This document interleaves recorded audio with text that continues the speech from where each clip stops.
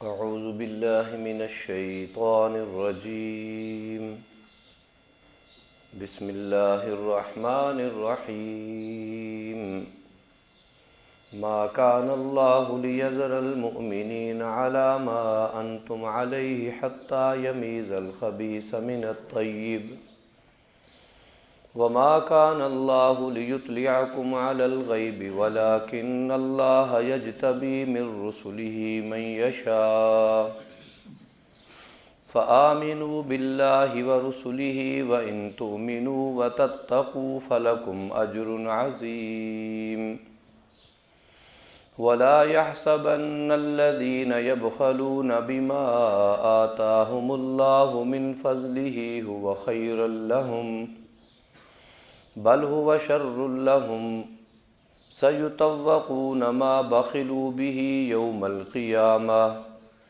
ولله ميراث السماوات والأرض والله بما تعملون خبير صدق اللہ العظیم۔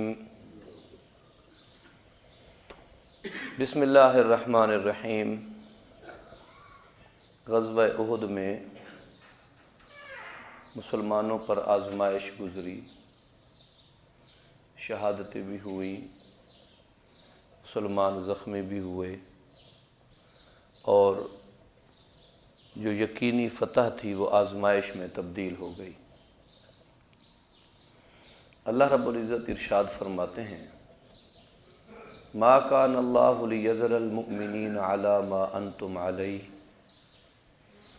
کفار اور منافقین کو اللہ تعالیٰ مخاطب ہو کر فرما رہے ہیں ایسا نہیں ہے کہ اللہ تعالیٰ مومنین کو بھی اس حال پر چھوڑ دے جس پر تم ہو۔ غیر مسلم اور منافق تم جیسی زندگی گزار رہے ہو، ایسا نہیں ہو سکتا کہ اللہ تعالیٰ مومنوں کو بھی ویسے ہی انداز پر چھوڑ دے۔ کیا مقصد؟ تم کبھی پکی بات کرتے ہو تو کبھی کچی بات، کبھی اہل ایمان کے ساتھ ہوتے ہو تو کبھی اہل کفر کے ساتھ، کبھی تم اپنا دعوے میں مسلمان ثابت کرتے ہو تو کبھی اپنے بڑوں کے پاس جا کر کہتے ہو ہم تو مذاق کر رہے تھے۔ تو تم جس کیفیت میں ہو، مذبذبین بین ذالک لا الہ ہؤلاء ولا الہ ہؤلاء، نہ تم ادھر ہو نہ تم ادھر ہو، تو میں اپنے مومن بندوں کو ایسے نہیں چھوڑ سکتا۔ اہل ایمان پرکھے جائیں گے، جانچے جائیں گے، آزمائے جائیں گے، پھر ایک وقت آئے گا کہ پوری دنیا یہ سمجھے گی کہ یہ ہیں وہ اہل ایمان، جب تن مانگا تو حاضر، من مانگا تو حاضر، وطن مانگا تو حاضر، اولاد مانگی تو حاضر۔ دنیا میں ان کی پھر مثال دی جائے گی۔ پھر اللہ پاک فرماتے ہیں فآمنوا بمثل ما آمنتم به، اگر تم ایمان کا دعویٰ کرتے ہو تو ایمان ایسے لاؤ جیسے نبی کے صحابہ ایمان لائے۔ حتیٰ یمیز الخبیث من الطیب، میں ایسی آزمائشوں میں سے گزاروں گا لوگوں کو، اللہ فرماتے ہیں کہ پاک علیحدہ ہو جائے، ناپاک علیحدہ ہو جائے، خبیث علیحدہ ہو جائے اور طیب علیحدہ ہو جائے، عمدہ اور ردی میں فرق ہو جائے، اجوا اور نجوا علیحدہ علیحدہ ہو جائے، دودھ کا دودھ ہو جائے، پانی کا پانی ہو جائے۔ سوال یہ پیدا ہوتا ہے اللہ تعالیٰ مومنوں کو آزمائش سے گزارنے کے بعد پھر طیب اور خبیث میں امتیاز کر رہے ہیں، تو کیا اللہ جنگ سے گزارے بغیر، شہید کیے بغیر، زخمی کیے بغیر، ہجرت کرائے بغیر، مال و جان کی قربانی لیے بغیر، کیا اللہ تعالیٰ اس بات سے واقف نہیں ہے اور ایسا نہیں کر سکتے کہ اللہ کو تو پتہ ہے کہ یہ خبیث ہے، یہ طیب ہے، یہ صحیح کامل مومن ہے اور اس میں نفاق پایا جا رہا ہے، اللہ کو تو اس کا پتہ ہے۔ تو اللہ تعالیٰ جب سب کچھ جانتے ہیں اور عالم الغیب والشہادہ ہیں اور علیم بذات الصدور ہیں، تو پھر اس انداز کو اپنائے بغیر بھی تو اللہ تبارک و تعالیٰ پاک کو ناپاک سے علیحدہ کر سکتے ہیں، پھر اللہ نے ایسا کیوں کیا؟ دیکھیں، ایک ہے میرے اللہ کے علم میں کسی چیز کا آ جانا، یہ تو اللہ کا ذاتی وصف اور ذاتی خوبی ہے کہ اللہ کے علم میں کائنات کی ہر شے کا ذرہ ذرہ موجود ہے۔ دوسرا ہے کہ اگر اللہ تعالیٰ فرما دیں کہ فلاں تو مومن ہے اور فلاں مومن نہیں ہے بذریعہ وحی، تو کوئی نہ کوئی کہہ دے گا دیکھو جی چونکہ اس نے اتنا مال خرچ کیا ہے یا اس نے جان دی ہے یا وہ بس اللہ تعالیٰ نے اس کے متعلق فرما دیا، ہمارے متعلق نہیں فرمایا۔ پھر کوئی کہتا کہ یہ وحی رسول اللہ صلی اللہ علیہ وسلم نے اپنی طرف سے بنا لی ہے، جس طرح کفار کہتے تھے آپ رات کو لکھتے ہیں اور صبح ہمیں سنا دیتے ہیں۔ اللہ نے فرمایا میں دنیا کو بھی یہ دکھا دوں گا اور یہ معلوم ہو جائے گا دنیا میں کہ یہ ہیں وہ طیب لوگ جن کو اللہ تعالیٰ نے نبی کے صحابہ ہونے کا شرف عطا فرمایا، یہ ہیں وہ خبیث لوگ جو نبی کی دشمنی پر اتر آئے اور منافقت کی۔ ان کے اعمال سے، ان کے انداز سے دنیا پر یہ واضح ہو جائے گا کہ پاک کون ہے اور ناپاک کون ہے۔ بعض اوقات ایسا ہوتا ہے کہ طلباء کی ذہنی استعداد، ان کی محنت، ان کی حاضر جوابی، ان کا اپنے نصاب پر، اپنی کتابوں پر اتنا ضبط ہونا، استاد کو سمجھ آ رہا ہوتا ہے کہ یہ بچہ کامیاب ہے، ناکام نہیں ہے، لیکن پھر بھی اسے امتحان کے مرحلے سے گزارا جا رہا ہوتا ہے۔ یہ پروسیس ہے، یہ کرنا ہوگا، تب جا کر تمہیں کوئی ممتحن آ کر بتائے گا، کہے گا کہ اب تم پکے کھرے سچے طالب علم ہو اور کامیاب ہو۔ تو لوگوں کی اطلاع کے لیے، لوگوں کو اس پر مطلع کرنے کے لیے، لوگوں کو اس پر اظہار کرنے کے لیے اللہ تعالیٰ ان آزمائشوں سے گزارتے ہیں۔ اگلی بات، ما کان اللہ لیطلعکم علی الغیب، تم بندوں کو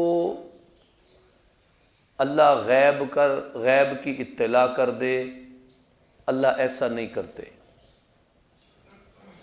غیب کی اطلاع کر دے کا کیا معنی؟ تم بندوں کو بتا دے فلاں کھرا فلاں کھوٹا، یہ باوجود اس کے کہ نبی کے قریب بھی بیٹھا ہے پھر بھی سچا نہیں ہے، یہ باوجود اس کے کہ دور رہتا ہے پھر بھی سچا ہے، یہ باوجود اس کے کہ بڑا مالدار ہے پھر بھی بخیل ہے، یہ باوجود اس کے کہ بڑا غریب ہے پھر بھی سخی ہے، باوجود اس کے کہ اس کے پاس مال و اسباب بہت زیادہ ہیں پھر بھی بزدل ہے، باوجود اس کے کہ یہ مال و اسباب تھوڑے ہوں پھر بھی یہ بڑا بہادر اور جری شخص ہے۔ ما کان اللہ لیطلعکم علی الغیب، اللہ تعالیٰ تم بندوں میں سے کسی کو غیب بتا دے، مطلع کر دے، ایسا نہیں ہوتا۔ اللہ کا نظام اور انداز میں ہے، اللہ مطلع علی الغیب تمہیں نہیں کرے گا۔ یہ جو غیب کا دعویٰ کرتے ہیں کہ ہمارے پاس غیب کا علم ہے،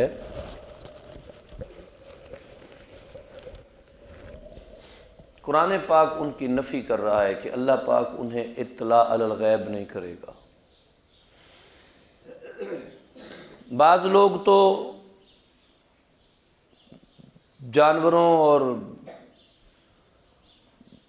انسانوں اور پتہ نہیں جنات اور کن کن کے متعلق غیب کی نسبتیں جوڑتے ہیں کہ اس کو پتہ چلتا ہے جی یہ غیب کو جانتا ہے۔ قرآن پاک واضح فرما رہے ہیں، اللہ پاک وما کان اللہ لیطلعکم علی الغیب، اللہ تعالیٰ تمہیں غیب کی خبر پر مطلع کر دے، یہ اللہ کے شایان شان نہیں، اللہ ایسا کرتا نہیں، یہ اللہ کا اصول نہیں۔ نمازوں کے مشقت سے گزرنا پڑے گا، روزوں کی مشقت سے گزرنا پڑے گا، حج کی مشقت سے گزرنا پڑے گا، اخلاص نیت اور تصحیح کے ساتھ کام کرنا پڑے گا، پھر اللہ تعالیٰ لوگوں کے دلوں میں اس کی محبت ڈال دے گا، ان ظاہری اسباب و علل کو دیکھ کر پھر فیصلہ کیا جائے گا یہ کھرا ہے یا یہ کھوٹا ہے۔ اللہ تعالیٰ کسی بندے کو غیب کا علم نہیں دیتے۔ قرآن پاک آیت نمبر 179 اور 180 یہ دو پڑھی ہیں، یہ 179 ہے، سورہ آل عمران ہے۔ تو غیب کا علم کس کے پاس ہے؟ اللہ کے پاس۔ اللہ نہیں دیتے کسی کو، تم بندوں کو اللہ ہم کو ایک دوسرے سے ملائے بغیر، پرکھے آزمائے بغیر ہمیں کوئی خبر آ جائے۔ یہی تو کافر مطالبہ کرتے تھے کہ جو فرشتہ واحج لے کر نبیوں کے پاس آتا ہے اسے کیا ہوتا ہے ایک دن ہمارے پاس بھی آ جائے، ہمارے ہاں بھی اللہ کا کوئی خط لے کر آ جائے، ہمارے دروازے پہ دستک دے، یہ جناب عتبہ کے پاس خط ہے، یہ عتیبہ کا ہے، یہ شیبہ کا ہے، یہ ابو جہل کا ہے، یہ فلاں کا ہے، یہ فلاں کا ہے۔ تو اللہ تعالیٰ تو قادر ہے ان فرشتوں کو بھیج کے ہمیں مطلع کر دے اور بتا دے۔ تو اللہ فرماتے ہیں میں ایسا کرتا نہیں، میری ترتیب لوگوں پر ان کے طیب ہونے کو ظاہر کرنے کی یہ ہے کہ میں انہیں آزمائش سے گزارتا ہوں۔ جب وہ آزمائش میں پکے اور راسخ ہوتے ہیں پھر میں سمجھتا ہوں کہ انہوں نے درست کام کیا، اور پھر لوگ اس سے خود بخود ان کا اظہار ہو جاتا ہے اور ان کا مومن کامل ہونا تیقن میں بدل جاتا ہے۔ اللہ کو تو ویسے ہی پتہ ہے، اللہ کو تو پیدا ہوتے ہی پتہ ہوتا ہے کسی کا جس نے پیدا ہونا ہے کہ یہ سعید ہوگا یا شقی ہوگا۔ لوگوں کو اس سے مطلع کرنا غیب کے ذریعے نہیں، آزمائشوں کے ذریعے۔ اسی لیے بدر ہوئی، اسی لیے احد ہوئی، اسی لیے خندق ہوئی، اسی لیے حنین ہوئی۔ اسی طریقے پر اللہ تعالیٰ بندوں کو آزمائش میں ڈالتے ہیں۔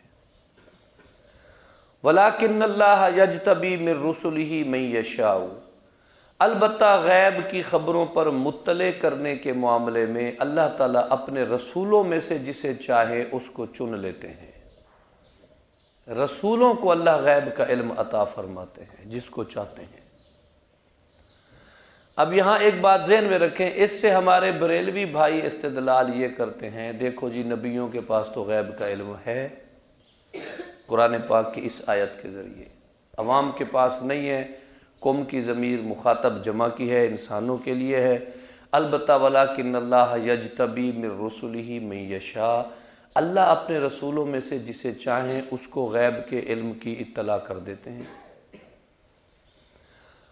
یاد رکھیں ایک ہے علم غیب، ایک ہے اطلاع علی الغیب، ایک ہے غیب کا علم ہونا بندے کے ذاتی اوصاف میں، دوسرا ہے کسی کی طرف سے غیب کی خبریں آ کر مطلع کرنا۔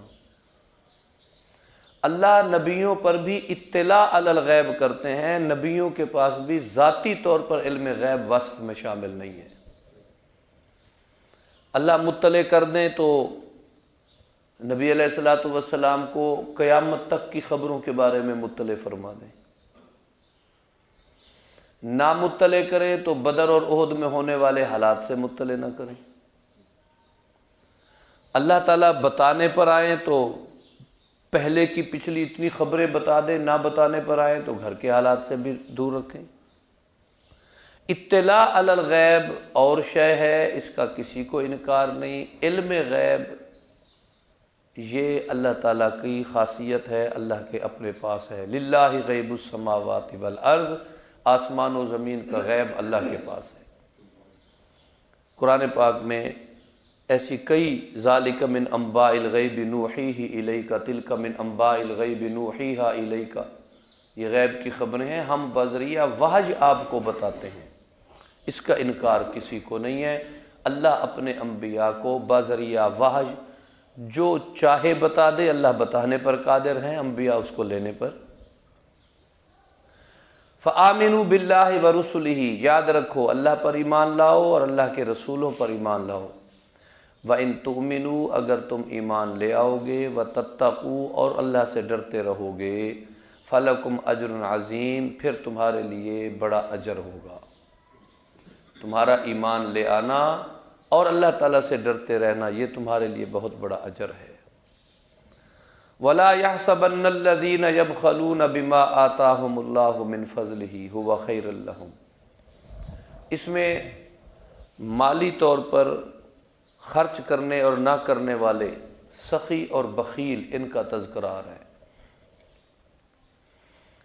اب پیچھے تو بات چل رہی ہے جہاد کی، شہادتوں کی، آزمائشوں کی، فتوحات کی، ایمان کے اظہار اور عدم اظہار کی، مومن کامل اور غیر مومن کی۔ یہاں بات آ گئی مال کے خرچ کرنے کی۔ مومن کبھی بخیل نہیں ہوتا، یہ ایمان کی خوبیوں میں سے ایک خوبی ہے۔ جس طرح ہم پڑھتے ہیں حدیث مبارکہ میں آتا ہے الطہارۃ شطر الایمان، الطہور شطر الایمان۔ طہارت ایمان کا حصہ ہے، سچ ایمان کا حصہ ہے، بہادری ایمان کا حصہ ہے، بزدل نہیں ہوتا مومن۔ اسی طرح مومن کبھی بخیل نہیں ہوتا، مومن سخی ہوتا ہے۔ المومن غر کریم، صاف ستھرا ہوتا ہے اور سخی ہوتا ہے۔ اب چونکہ پیچھے جہاد کا ذکر ہے تو یہ سخاوت بھی اسی موقع پر کہ جہاد پر بھی خرچ کرتا ہے۔ امن کے حالات میں خرچ کرنا بنسبت مشکل حالات میں خرچ کرنا، ان میں تھوڑا فرق ہے۔ مشکل حالات میں لوگ اپنے مال و اسباب کو چھپا کے رکھتے ہیں، سمیٹ کے رکھتے ہیں، محفوظ کر کے رکھتے ہیں کہ نہ جانے کس وقت ہمیں کیا کام آئے۔ حالات مشکلات میں ہیں، مشکل میں جا رہے ہیں، مارکیٹیں بند ہو رہی ہیں، خوف کی فضا ہے، ان دنوں 2-4 روپے رہے تو کچھ کام آئیں گے، پتہ نہیں آگے کیا حالات کس کروٹ جائے، کس اذیت سے اور کس تکلیف سے گزرنا پڑے۔ ان حالات میں جب بندہ اپنی مال و جان کے چکروں میں پڑا ہوتا ہے، اس وقت مومن کبھی بخیلی نہیں کرتا، مومن اللہ کی راہ پہ خرچ کرتا ہے۔ اچھا، پھر مومن جب خرچ کرتا ہے تو اس کے لیے ایک چیز ذہن میں ہوتی ہے، اللہ کی رضا۔ بندوں میں خوشنودی کا تصور کوئی بطور وسوسہ کسی کے دماغ میں آ ٹپکے اور وہ اس کو جھٹک دے، اللہ کی خوشنودی مقصود ہوتی ہے۔ اسی کے تحت دوستوں پہ خرچ کرے، اسی کے تحت بیوی بچوں پہ خرچ کرے، اسی کے تحت کنب قبیلے پہ خرچ کرے، اسی کے تحت مجاہدین اور طلباء پہ خرچ کرے، اسی کے تحت مریضوں اور مسافروں پہ خرچ کرے، اللہ کی خوشنودی کے تحت۔ یہ سخاوت بڑی شان والی ہے۔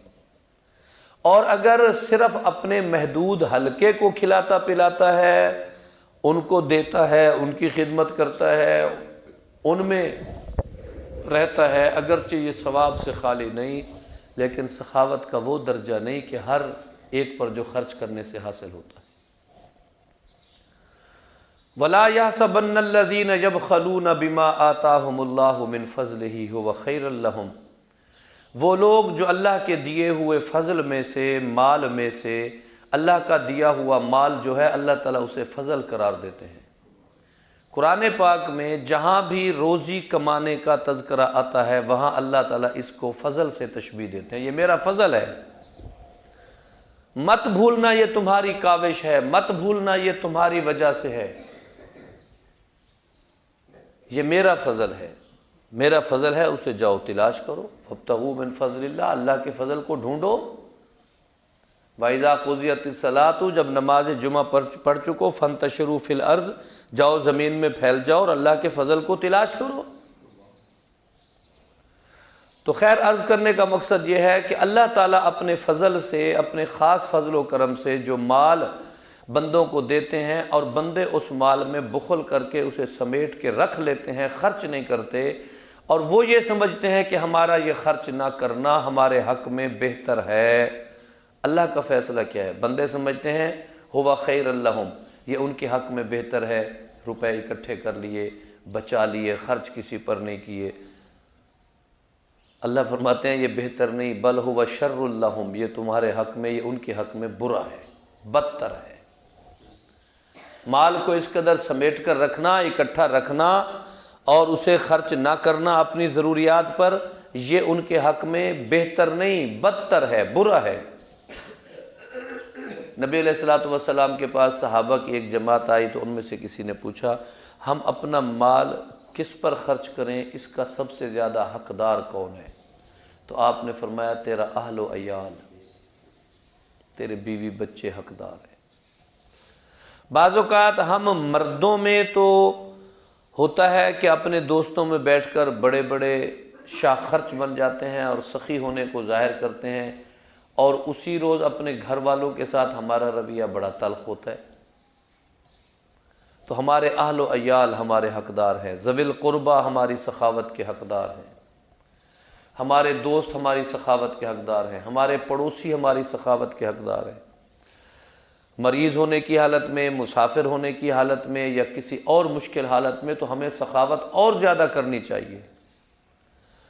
اور آگے اللہ تعالیٰ کیا فرما رہے ہیں سنیں، سَيُطَوَّقُونَ مَا بَخِلُوا بِهِ يَوْمَ الْقِيَامَةِ، قیامت کے دن وہ مال جو انہوں نے اپنے بخل کی وجہ سے خرچ نہیں کیا اور چھوڑ کر مر گئے، اس مال کو اللہ تعالیٰ اٹھا کے ایک ہار بنا کے ان کے گلے میں توق ڈال دیں گے۔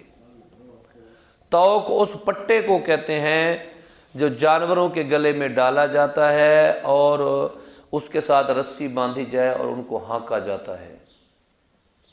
اللہ تعالیٰ وہ مال اٹھا کے، لو جی یہ تو سونا چھوڑ کے آیا تھا، چاندی چھوڑ کے آیا تھا، زمینیں چھوڑ کے آیا تھا، مال و اسباب چھوڑ کے آیا تھا اور کبھی خرچ نہیں کیا تھا، بخل کر کے تو ان کی تعداد بڑھاتا رہا، لو اب اسے اپنے گلے میں ڈال، کھا اب اس کو کیا کرے گا۔ اور آگے اللہ تعالیٰ نے اپنی قدرت اور اپنی شان ارشاد فرمائی، وَلِلَّهِ مِيرَاثُ السَّمَاوَاتِ وَالْأَرْضِ، آسمان و زمین کی ساری چیزوں کا مالک کون ہے؟ اللہ ہے۔ وہ کچھ دیر کے لیے میرے پاس آ جائیں، کچھ دیر کے لیے میری اولاد کے پاس آ جائیں، کچھ وقت کے لیے میرے آبا کے پاس آ جائیں، کچھ وقت کے لیے کسی اور کے پاس چلے جائیں۔ یہ مال و دولت جو گھوم پھر کے مختلف ہاتھوں سے گزر کے رات گزارتا ہے، یہ 1000 روپے کا نوٹ اب جیب سے نکلے گا اور وہ مختلف دکانداروں سے ہوتا ہوا رات کو پتہ نہیں کس شہر میں اس کو سکون ملے تھوڑی دیر کے لیے۔ ہم نے دینا ہے کریانے والے کو، پڑوسی دکاندار کو، اس نے دینا ہے ہول سیل والے کو، اس نے دینا ہے اس سے بڑے تاجر کو، اس نے کہیں بینک میں ڈالنے کہیں اور بھجوا دینا ہے، اور پتہ نہیں وہ کتنی گردش کے بعد کہاں چلا جائے گا۔ یاد رکھیں جہاں بھی جائے وَلِلَّهِ مِيرَاثُ السَّمَاوَاتِ وَالْأَرْضِ، ہے اللہ کا۔ اللہ تمہیں اپنے فضل سے اس سے فائدہ اٹھانے کی توفیق بخش رہے ہیں۔ واللہ بما تعملون خبیر، تمہارے ہر عمل سے اللہ باخبر ہیں۔ 2 باتیں آئیں، ایک تو آزمائشیں، یہ اللہ تعالیٰ کی طرف سے ہوتے ہیں اور اس کے ذریعے بندوں کے کامل اور ناقص ہونے کا پتہ چلتا ہے، طیب اور خبیث ہونے کا پتہ چلتا ہے۔ اطلاع علی الغیب انبیاء کی شان ہے، غیر نبی کو ضروری نہیں ہے کہ اللہ عطا فرمائے۔ علم غیب صرف اللہ کی شان ہے۔ سخاوت مومن کے لیے ایک اس کی پہچان ہے، بخل جو ہے اس کی عظمت کے خلاف ہے۔ اللہ ہمیں یہ خوبیاں نصیب فرمائے۔ وآخر دعوانا الحمدللہ رب العالمین۔